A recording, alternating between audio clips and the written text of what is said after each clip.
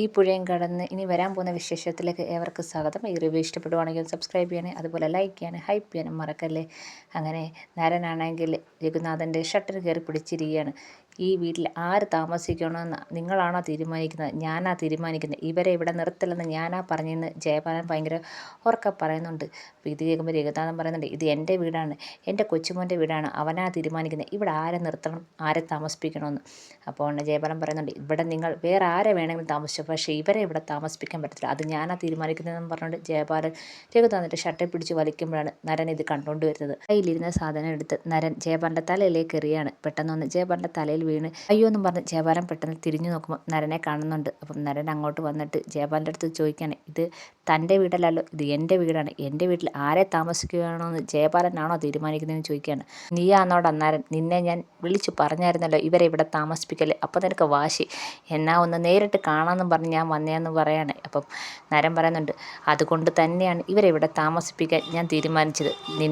നീ എന്തൊക്കെ ചെയ്യുമെന്ന് എനിക്കൊന്നറിയണം, അതുകൊണ്ട് തന്നെയാണ് ഇവരെ താമസിപ്പിക്കാൻ ഞാൻ തീരുമാനിച്ചതെന്ന് പറയുന്നുണ്ട് നരൻ. ഇത് കേൾക്കുമ്പോൾ കാവേരിക്ക് നല്ല സന്തോഷമാവുന്നുണ്ട്. അപ്പം ജയപാലൻ പറയുന്നുണ്ട്, ഇവരെ ഇവിടെ താമസിപ്പിക്കാൻ പറ്റത്തില്ല. അപ്പം നരൻ അതേപോലെ പറയുന്നുണ്ട്, ഇവരെ ഇവിടെ തന്നെ താമസിക്കും, നീയല്ല തീരുമാനിക്കുന്നത്, ഇത് എൻ്റെ വീടാണെങ്കിൽ ഞാൻ തന്നെയാണ് തീരുമാനിക്കും.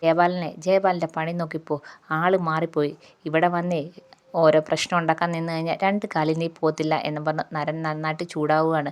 അപ്പം ജയപാലനാണെങ്കിൽ ഭയങ്കരമായിട്ട് ദേഷിക്കുന്നുണ്ട്. അപ്പം നരനും അതേപോലെ തിരിച്ച് ദേഷിച്ച് ചെല്ലുമ്പം അവസാനം ജയപാലൻ അവിടെ നിന്ന് പോവുകയാണ്. ജയപാലൻ പോയി കഴിയുമ്പം ഇളയച്ചൻ പറയുന്നുണ്ട്, ഇവൻ്റെ ആരൊക്കെയോ ഉണ്ടെന്ന് തോന്നുന്നു, ഇനി ആരൊക്കെ ഇങ്ങോട്ട് വരുമെന്ന് അറിഞ്ഞൂടാ. അപ്പോൾ രഘുനാഥൻ പറയുന്നുണ്ട്, ഇവൻ ചുമ്മാതൊന്നുമല്ല ഇവിടെ വന്നതെന്ന് പറയാണ്, ഇവരെ ദ്രോഹിക്കാനാ എന്ന് പറയുന്നുണ്ട്. അപ്പം നരൻ പറയുന്നുണ്ട്, അവൻ്റെ പിന്നിൽ ആരൊക്കെ ഉണ്ടെങ്കിലും ഞാൻ കണ്ടുപിടിക്കും, അത് ഇളയച്ചൻ അറിയാലേ.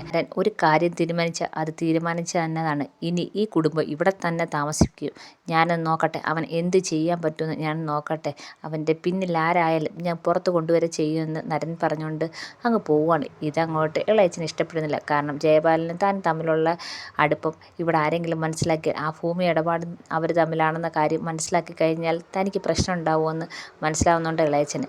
അതിനുശേഷം കാവേരി കുടുംബവും കൂടെ ആ വീട്ടിലേക്ക് പോവുകയാണ്. അപ്പോൾ രഘുനാഥൻ പറയുന്നുണ്ട്, ഇനി നിങ്ങൾ സന്തോഷമായി ആ വീട്ടിൽ കയറി താമസിച്ചോളം പറയാണ്, ഇനി നിങ്ങളെ ഉപദ്രവിക്കാൻ ആരും വരത്തില്ല എന്ന് പറയുന്നുണ്ട്. അങ്ങനെ സന്തോഷത്തോടെ അവരെല്ലാവരും കൂടെ ആ വീട്ടിൽ കയറി പാല് കാച്ചുകയാണ്. അങ്ങനെ പാല് കാച്ചൊക്കെ നല്ല രീതിയിൽ സന്തോഷത്തോടെ നടത്തുകയാണ്.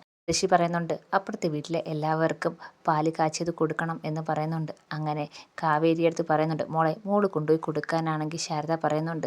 അങ്ങനെ പുറത്ത് വരുമ്പോൾ നരൻ അവിടെ ആരുടെ കൂടെ ഫോണിൽ സംസാരിച്ചുകൊണ്ടിരിക്കുകയാണ്. അപ്പോഴേക്കും കാവേരി സന്തോഷത്തോടെ നരൻ്റെ അടുത്തേക്ക് വരികയാണ്. നരൻ തിരിഞ്ഞു നിന്ന് ഫോണിൽ സംസാരിച്ചുകൊണ്ടിരിക്കുകയാണ്. അങ്ങനെ നരനെ വിളിക്കാനായിട്ട് കാവേരി പെട്ടെന്ന് ആ പാലുമായിട്ട് വരികയാണ്. അപ്പോഴേക്കും നരൻ ഡോറ് തുറന്ന് കാറിനകത്തങ്ങ് കയറുകയാണ്.